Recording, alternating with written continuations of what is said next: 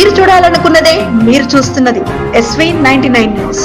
నారాయణపేట జిల్లా మత్స్య సహకార సంఘం అధ్యక్షులు ఏ కాంత్ కుమార్ ముదిరాజ్ ఆధ్వర్యంలో నేడు జాతీయ మత్స్య దినోత్సవం పురస్కరించుకొని మత్స్యకారులు కేక్ కటింగ్ జరుపుకొని సంబరాలు చేసుకున్నారు. ఈ సందర్భంగా అధ్యక్షులు కాంత్ కుమార్ మాట్లాడుతూ ముదిరాజులు అన్ని రంగాల్లో అభివృద్ధి చెందాలని కోరారు. మక్తల్, నారాయణపేట, కొడంగల్ ఎత్తిపోతల పథకం జీవో నెంబర్ 69 ద్వారా రాబోయే కాలంలో నారాయణపేట జిల్లాకు రిజర్వాయర్లు ఏర్పాటు కావడం ద్వారా మత్స్య సంపద పెరగడం, మక్తల్ వాసి అయిన శాసనసభ్యులు వాకిడి శ్రీహరి మత్స్యశాఖ మంత్రి కావడం, నారాయణపేట నియోజకవర్గ ఎమ్మెల్యే డాక్టర్ పన్నికారెడ్డి సహకారంతో నారాయణపేట జిల్లా అభివృద్ధికి శుభసూచకంగా భావించవచ్చని అన్నారు. త్వరలో చేప పిల్లల పంపిణీ టెండర్ల నోటిఫికేషన్ వస్తుందని ఈ సందర్భంగా వారు తెలిపారు. ఈ కార్యక్రమంలో జిల్లా ముదిరాజ్ సంఘం అధ్యక్షులు సరాఫ్ నాగరాజు, జిల్లా మత్స్యశాఖ అధికారి ఎస్ఏ రెహమాన్, జిల్లా మత్స్యశాఖ ఉపాధ్యక్షులు నీరటి నరసింహనాయుడు, జిల్లా మత్స్యశాఖ డైరెక్టర్లు శ్రీనివాస్, ఆనంద్, హనుమంతు, మారుతి, రాము తదితరులు పాల్గొన్నారు. పెద్దలందరూ కలిసి నన్ను ఎలక్షన్ కి అధ్యక్షునిగా పోటీ చేయడానికి పంపించడం, తద్వారా మా జిల్లాకు డైరెక్టర్ల బాడీ ఏర్పడడం, అందరికీ నారాయణపేట జిల్లా అనేది ఇప్పటి నుంచి ఈ మత్స్య శాఖకు సంబంధించిన అభివృద్ధి విషయంలో శ్రీహరన్న గారి ప్రోత్సాహంతో మరియు ఇక్కడ పన్నికారెడ్డి మేడం గారి సపోర్ట్తో అవతల సైడ్ ముఖ్యమంత్రి గారు ఉన్నారు, ఇతర సైడ్ మంత్రి గారు ఉన్నారు కాబట్టి ఇక్కడ మన మేడం కూడా మన ఫేవర్గానే ఉంది. కాబట్టి ఖచ్చితంగా ఇప్పుడు రాబోయే రోజులలో ఈ వేగవంతం ఏదంటే మనకు 69 జీవో ద్వారా దాదాపు మన నియోజకవర్గంలో ప్రస్తుతము ఒక 2 రిజర్వాయర్లు ఉన్నాయి. ఒకటి సంగమండ రిజర్వాయర్, ఇంకోటి భూత్పూర్ రిజర్వాయర్. అంటే జూరాల బ్యాక్ వాటర్ కూడా వస్తుంది కొంతవరకు. దాని తర్వాత మనకు కొంతవరకు నీళ్లు అనేవి మన చెరువులు తక్కువ ఉండడం, రిజర్వాయర్ వేరే జిల్లాలతో ముంచుకుంటే మన జిల్లాలో 2 మాత్రమే ఉన్నాయి. వేరే జిల్లాలో దాదాపు 4, 5, 10 వరకు కూడా అట్లా ఉన్నాయి, రిజర్వాయర్లు ఉన్నాయి. పాలకులు గత పాలకులు అంతా డెవలప్మెంట్ మొత్తం అక్కడనే చేసుకున్నారు.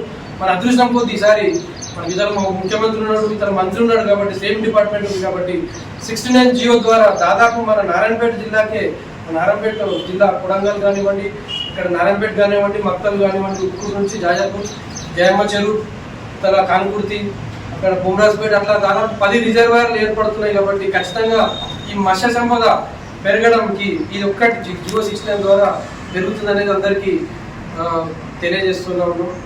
అయితే ఈ సభ్యత్వాల విషయంలో ఇంకొకటి, ప్రతి ఒక్క చెరువులో ఇంతకుముందు గతంలో చాలాసార్లు కూడా చెప్పిన సభ్యత్వాలు మెంబర్లు ఎక్కువ ఉన్నారు, సభ్యత్వాలు తక్కువ ఉన్నాయి, జనాలు ఎక్కువ ఉన్నారు, సభ్యత్వాలు తక్కువ ఉన్నాయి. కాబట్టి గతంలో జీవో వచ్చిపోయింది, 18 సంవత్సరాలు నిండిన ప్రతి ఒక్కరికి సభ్యత్వం మిగిలిన చెరువు చికెన్తో సంబంధం లేకుండా వచ్చిపోయింది.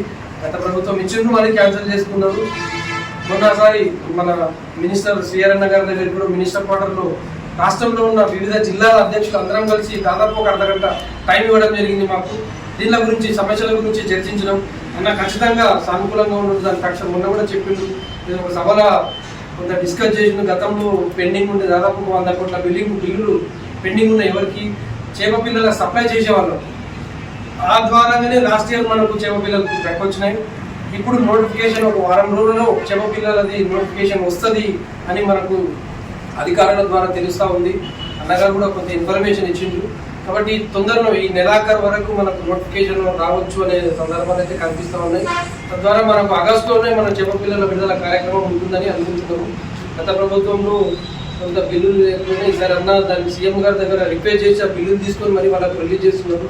దాని తర్వాత గతంలో కొన్ని పథకాలు ఉంటాయి మనకు, బండ్లు ఇష్టం కానీ, ఓట్ స్కీమ్లు కానీ, అవి కూడా మొన్న డిస్కస్ చేసిన దగ్గర అన్న ఏం చెప్పిందంటే ఖచ్చితంగా కొన్ని పథకాలు, మేధావుల దగ్గర పథకాల గురించి ఎవరైతే మత్స్యకారులకు, గ్రామాలకు ఉన్న అందరికీ చేరే విధంగా తన సలహాలు, సూచనలు తీసుకొని ఏదైతే డెవలప్మెంట్ గురించి ఆలోచన చేద్దాం, పర్మనెంట్ సొల్యూషన్ చేసే విధంగా అన్నగారు కూడా మొన్న చెప్పడం జరిగింది. అందరికీ సంతోషమే.